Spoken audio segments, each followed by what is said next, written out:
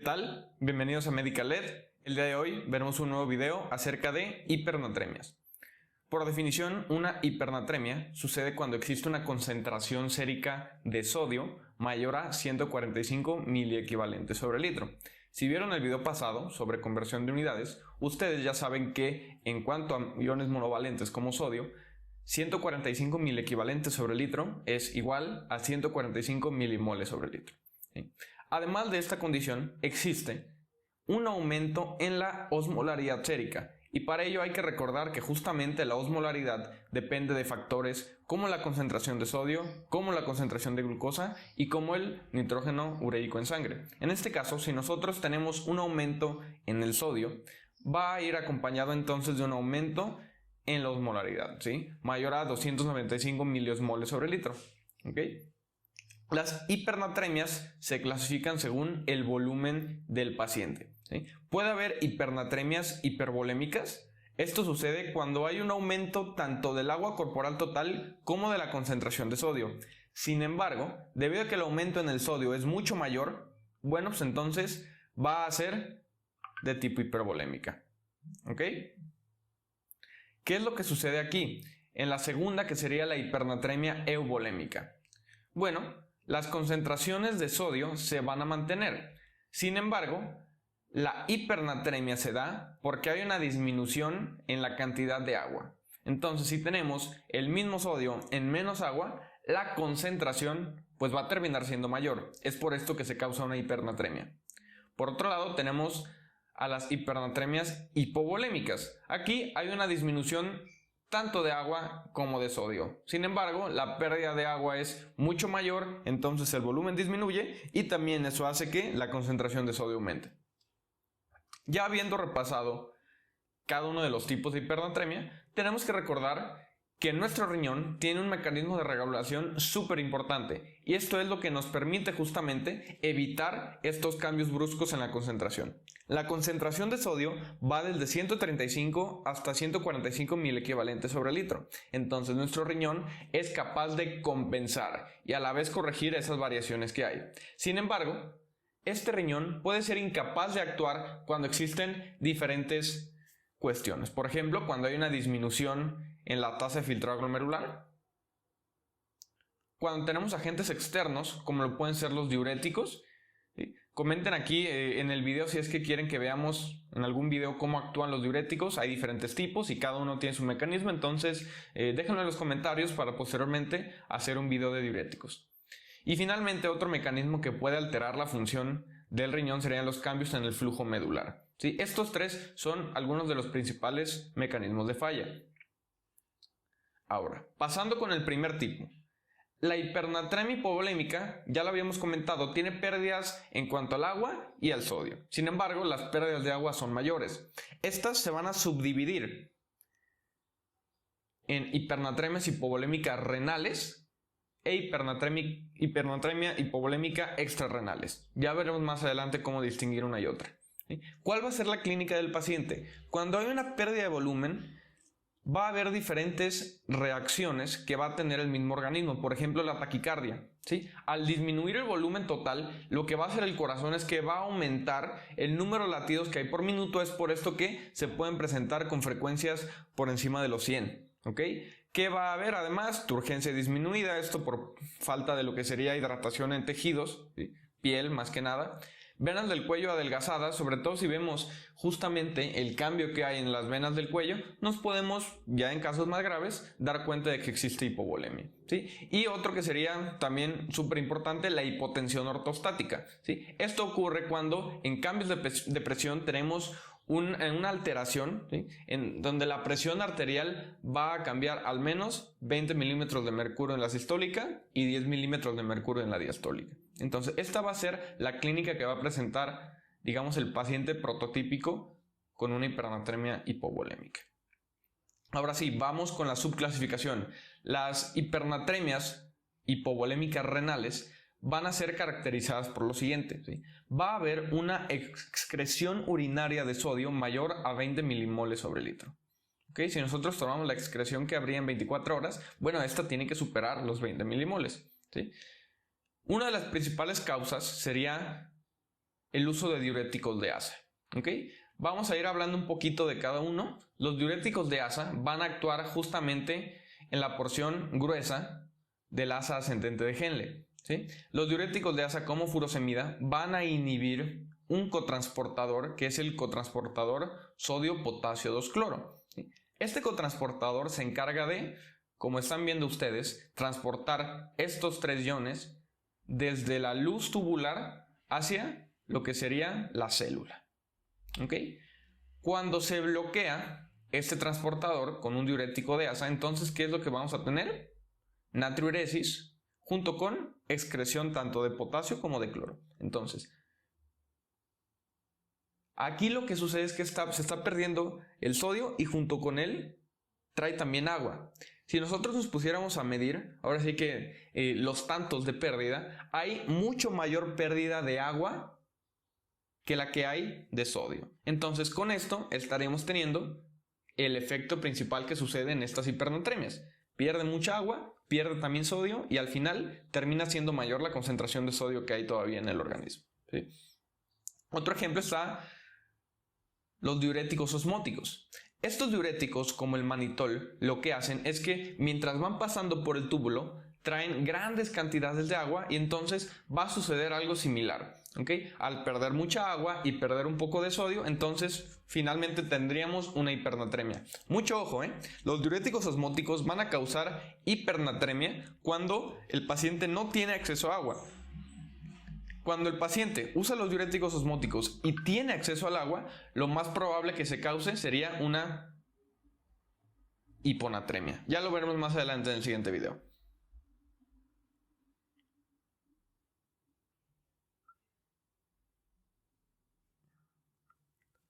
Ahora, en las causas extrarrenales. Si en las renales teníamos una excreción urinaria mayor a 20 milimoles sobre litro, bueno, aquí la excreción cuando hay una alteración extrarrenal sería menor a 20 milimoles sobre litro. ¿Qué ejemplos tenemos?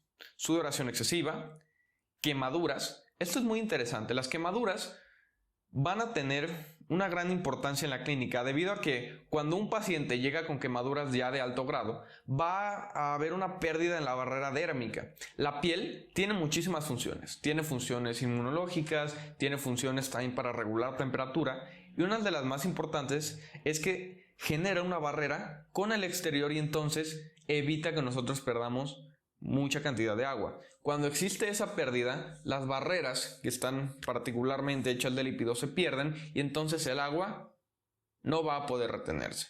¿Sí? Por eso en las quemaduras de tercer grado, muchos de los pacientes, si no es que todos, traen hipovolemia. ¿Ok? Otro mecanismo, la diarrea osmótica. Las diarreas se clasifican según si son inflamatorias o no inflamatorias. Dentro de las no inflamatorias tenemos diferentes tipos. ¿Sí? Uno de ellos es la diarrea osmótica.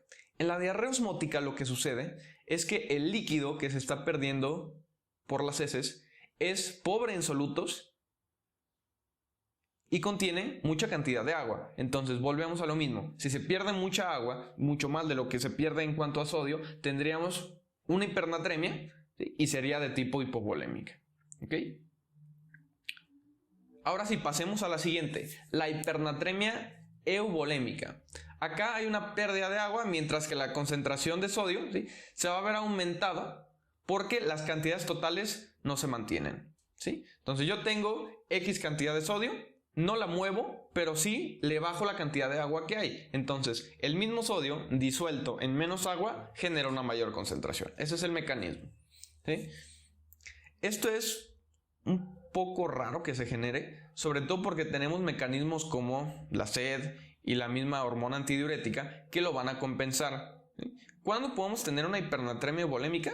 Bueno, pues cuando tengamos estos dos mecanismos abolidos, ya sea patológicamente por la ADH, en un momento más veremos qué nos puede generar esto, o simplemente teniendo una baja respuesta con el mecanismo de la sed. Por ejemplo, los niños que dependen de sus familiares para poder acceder al agua, o también los ancianos que ya tienen una disminución en la capacidad funcional y entonces no tienen ahora sí que la misma capacidad para ir a hidratarse constantemente. ¿Sí? Los signos y síntomas ya van a depender más bien de la causa que nos esté generando esta hipernatremia.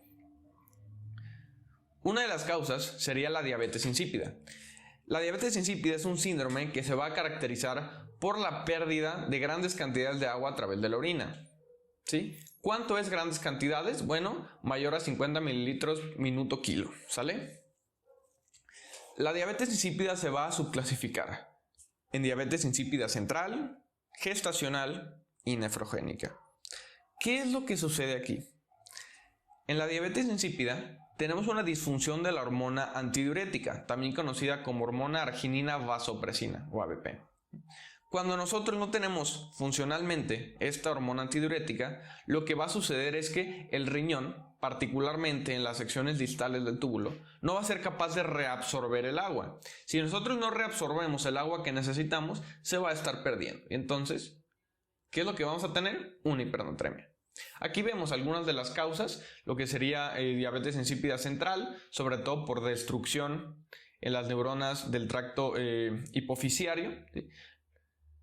Tenemos también la diabetes insípida nefrogénica. Aquí lo que sucede, fíjense bien, un mecanismo interesante. En la diabetes insípida central ni siquiera se produce de manera adecuada la ADH. Entonces, como la ADH se va a producir en estas neuronas que existen conectando al núcleo supraóptico del hipotálamo con la neurohipófisis, no va a haber simplemente concentraciones adecuadas de ADH. Eso es en la central. En la nefrogénica, ¿qué tenemos? En la nefrogénica sí hay producción de la ADH a este nivel. Sin embargo, el riñón, particularmente por los receptores ABPR, no van a poder sensar esa hormona antidiurética. ¿Okay? La hormona antidiurética, una vez que entra a estos receptores, va a estimular la producción de canales que son canales de acuaporina 2. Entonces también, si existe una mutación acá, ¿verdad? En la acuaporina 2, podemos tener una diabetes insípida nefrogénica. La diabetes insípida gestacional se va a generar porque, sobre todo en el segundo, ¿sí? Y en el tercer trimestre del embarazo, va a existir lo que conocemos como aumento en la actividad de la vasopresinasa. La vasopresinasa, como dice su nombre, es la encargada de degradar la vasopresina. Entonces, si nosotros tenemos un aumento en la vasopresinasa, va a haber menor vasopresina y entonces vamos a tener una deficiencia de ella, ¿verdad? Aquí están algunas de las causas. En cuanto a diabetes insípida central, traumas, neoplasias, granulomatosis, toxinas, algunas infecciones que hayan afectado justamente este tracto, e incluso también hay algunas mutaciones que van propiamente a afectar ahí, sobre todo el síndrome de Wolfram, una proteína que no se expresa bien, la wolframina, puede traer una diabetes insípida de tipo central. En la diabetes insípida nefrogénica tenemos el uso de fármacos como el litio, que es uno de los que se usa sobre todo para el tratamiento de trastornos de bipolaridad, o también antineoplásicos como el cisplatino. ¿Sí? Sarcoidosis, hipercalcemia, hipocalemia como alteraciones metabólicas también pueden traer una diabetes de tipo nefrogénica, ¿sí? Así como la anemia de células falciformes y algunas mutaciones en los receptores que ya habíamos visto. ¿Okay? Finalmente, el tercer tipo de hipernatremia. Vámonos a la hipernatremia hipervolémica. Aquí lo que sucede es que hay ganancias en ambos, tanto en la cantidad de agua como en la cantidad de sodio. Sin embargo, el sodio tiene un mucho mayor incremento con respecto al agua, entonces terminaría generando, aparte de hipernatremia, un aumento en la misma volemia. ¿Okay? Es la menos común de las tres formas, de hecho. Tenemos que se puede generar de manera iatrogénica por soluciones que tengan bicarbonato de sodio e inclusive por una diálisis hipertónica. O también puede haber patologías de fondo que lo vayan a causar, como el síndrome de Cohn y el síndrome de Cushing. Aquí lo tenemos, síndrome de Cohn. Aquí lo que sucede es que hay un hiperaldosteronismo primario, ¿sí? La hormona aldosterona va a tener una acción súper importante, ¿sí? La aldosterona, ¿dónde se secreta? Bueno, si recordamos un poquito de lo que es la corteza de la glándula suprarrenal, tenemos que hay tres capas, ¿no? La aldosterona va a ser producida justamente en la capa más externa, que es la zona glomerulosa. Cuando hay un hiperaldosteronismo, se va a secretar de manera sostenida esta aldosterona y entonces, por su mecanismo fisiológico, la aldosterona va a generar retención de sodio y junto con el sodio, agua. Por otro lado, síndrome de Cushing. Esto es muy interesante porque en el síndrome de Cushing lo que tenemos que tener siempre bien en claro es que va a haber un aumento en la concentración de glucocorticoides. A veces tendemos a confundir síndrome de Cushing con enfermedad de Cushing. La enfermedad de Cushing únicamente tiene como etiología el adenoma pituitario. El síndrome de Cushing van a ser todas aquellas causas que nos generen como denominador común el aumento de corticoides y posteriormente su clínica, ¿no? Al aumentar los glucocorticoides en sangre, van a tener la capacidad de inhibir la producción del ADH y entonces nos generaría algo como un pseudo caso de diabetes insípida, ¿sí? Y aquí tenemos un resumen en donde se vienen muy bien establecidas las 3 estirpes, una hipernatremia hipovolémica, una hipernatremia euvolémica y una hipernatremia hipervolémica, ¿sí? Cada una con sus subdivisiones, ya sea renal o extrarrenal, y también las causas más importantes. Finalmente, el cuadro clínico. Un paciente que tiene un aumento en la concentración de sodio y que el organismo, con los mecanismos que ya habíamos comentado, no es capaz de regularlo, entonces va a tener afectaciones, ¿verdad? Sobre todo, el sistema más afectado va a ser el sistema nervioso. El paciente puede presentarse con letargo, con irritabilidad, hiperreflexia, ¿sí? Normalmente, esto es por cuestión fisiológica, al haber concentraciones altas de sodio, el paciente va a tratar de ingerir más agua, entonces va a tener un aumento en el mecanismo de la sed, si es que todavía lo preserva. Y ya en los casos más graves puede haber inclusive pérdida de conciencia. Esto es muy importante.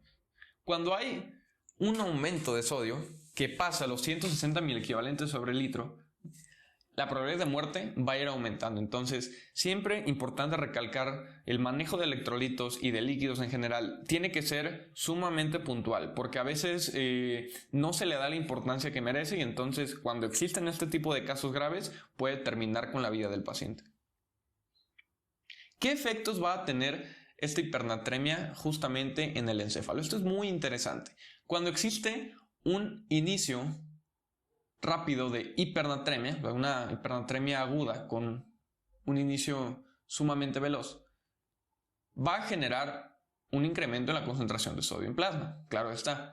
Pero ¿qué pasa si nosotros tenemos una hiponatremia crónica que al momento de corregirla lo hacemos de manera muy rápida? Bueno, va a generar un mecanismo similar de tener hiponatremia durante ya mucho tiempo. Tratamos de corregirla y calculamos mal la concentración de sodio y entonces, boom, se dispara el sodio en sangre. Estos dos van a ser los mecanismos en los que podemos generar, primera, un incremento en la concentración de sodio. Y ya que está el sodio incrementado, vean lo que va a suceder. Debido a que el sodio va a estar en los vasos sanguíneos, va a tratar de traerse, por cuestión de ósmosis, agua de lo que serían las estructuras encefálicas. Entonces, el agua va a pasar de las estructuras encefálicas al vaso sanguíneo. Esto va a tener un efecto en las neuronas que se conoce como desmielinización osmótica, ¿vale? Cuando ocurre esto, tenemos una desmielinización, o sea, una pérdida en la mielina de estos axones, y sobre todo va a afectar zonas extrapontinas y pontinas, ¿vale? También por eso algunos autores lo manejan únicamente como desmielinización pontina, por el área en lo que afecta. Pero la realidad es que el nombre, por el mecanismo que se está generando, sería desmielinización osmótica, ¿sí?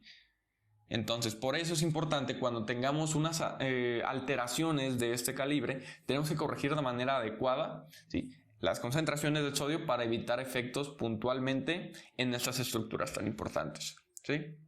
De mi parte sería todo, espero que les haya agradado el video.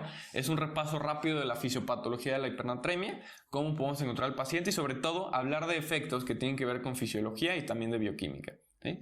Nos vemos en el siguiente video. Hasta luego.